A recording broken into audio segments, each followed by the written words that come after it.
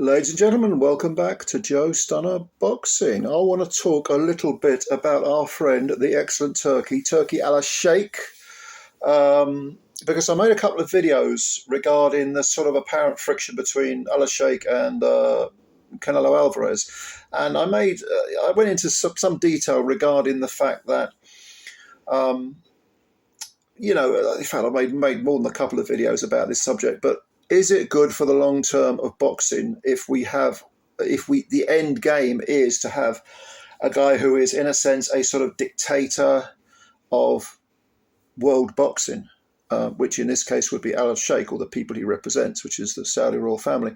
Now, a lot of people have said they've sort of debated the issue, and some people kind of like what Turkey has done, which I do too. I mean, I've been bathing and basking in all these great cards, these Riyadh cards, fantastic stuff, great fights that we wouldn't have normally seen.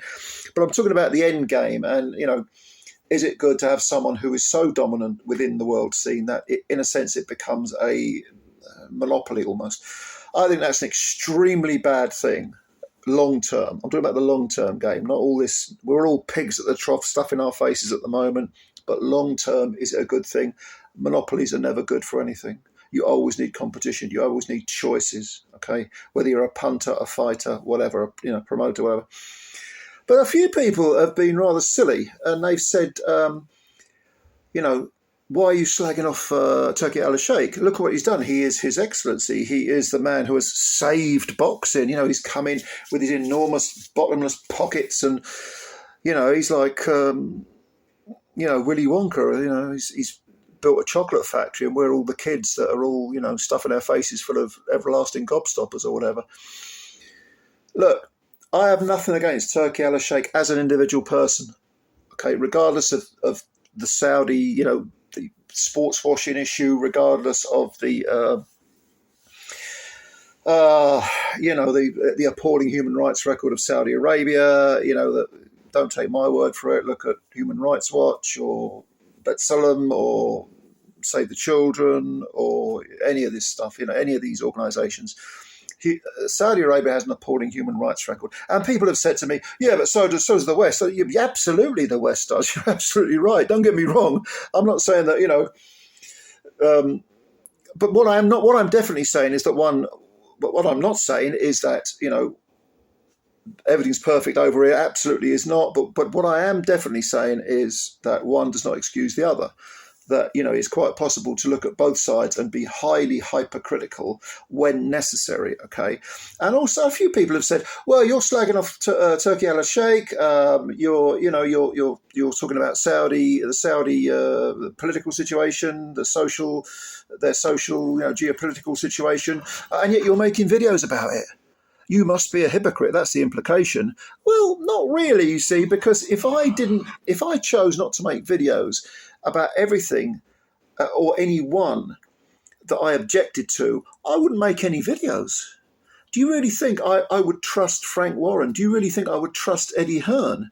Do you really think I've got any time for Bob Arum? And as I said, there's plenty of stuff over here. If you just talk about boxing, I mean, you can cast your net wider and talk about politics and social issues. There was plenty of stuff over here that I absolutely disagree with. But just within boxing, like I say, Hearn, Warren, these are money men. They're interested in making money.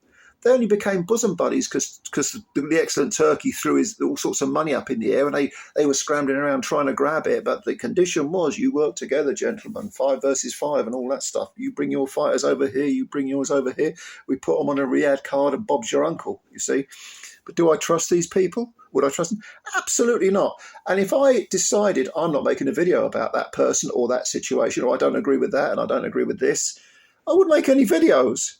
It's a boxing channel. I've got to talk about boxing things. I've even mentioned, some of these silly, like the Tommy Fury, Paul fight, Jake Paul. No interest in Tommy Fury or Jake Paul. No interest in YouTube boxing or whatever you want to call it. No, but it had a certain boxing element to it, so I took a look at it. That's what you've got to do. Now, this is nothing personal against Turkey Alashikh. as I say, in fact, the impression I get watching him is that he's quite a likable little fella.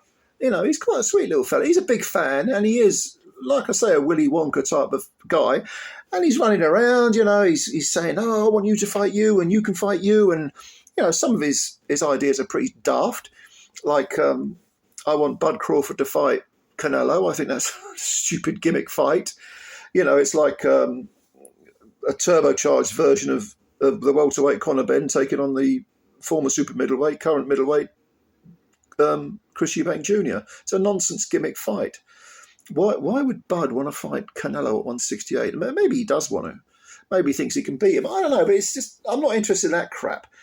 But what I am interested in is, I don't know. Let's start with the current. Well, let's start with the ones that we got coming at us over the horizon, which is Dubois versus AJ. That's a great matchup. I've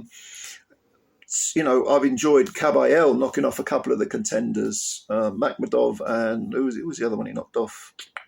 Was it Frank Sanchez? It was, wasn't it? And I've enjoyed watching Dubois' resurrection. The great wins he's had, getting rid of Herkovic. Now these are fights that wouldn't have happened without Turkey Alashikh. I completely concede that point. And for that, yes, I'm a fan of his. But this is not personal. When I talk about the long-term, the end game, if you like, of what is happening in boxing now regarding the Saudi involvement, the end game, it's not necessarily going to be good for boxing. It's not going to be. It might not be all bad. It might not even come to fruition that Al-Sheikh will take over the sport. But if he tries to do that, to buy up everything, to put everyone under one umbrella for what is essentially a UFC model, that would be extremely bad for boxing, extremely bad for the long-term welfare of the game. And if you love boxing and you're not just a fanboy of fighters, individual fighters, we all have our favourites, but there's a difference between being a fanboy and being an objective fan of someone. If you love boxing, you'll resist that, because I think that's a really bad thing. So, we'll make hay while the sun shines. We'll enjoy what's on offer. But keep an eye on, what could occur further down the line. And it is not personal. It has nothing to do with whether Turkey is Saudi Arabian. I don't give a shit about any of that stuff. Race, ethnicity, being biased towards race, ethnicity. To me, it's like hating someone because of their shoe size. I've never heard any remotely convincing argument for doing that. And certainly when I make criticism of Turkey, it's not xenophobic, it's not racist. It's just me thinking about the long-term welfare of boxing. So I would say if someone plays a race card in this particular instance, they're either, at the very best, they're deluded. At the very best, they're deluded. Think about the long term of boxing if you truly love it. The long term welfare of boxing. He's doing, he's doing all right at the moment. And if he continues with these mega cards, great. I just don't want to see him as a almost fascistic dictator of the entire sport of boxing. That would be very, very bad. But leave your comments below. I know some of you have already left a lot of comments. Actually, give me your opinions. As usual, subscribe to the channel if you're new, if you don't mind, and hit the like button if you enjoyed this video. I always appreciate your time. I always appreciate your comments, and I do read them, even though I don't reply to everyone because it's too many. I like reading them. Anyway, ladies and gentlemen, thank you. Enjoy the rest of your evening, and I'll get you later. Bye for now.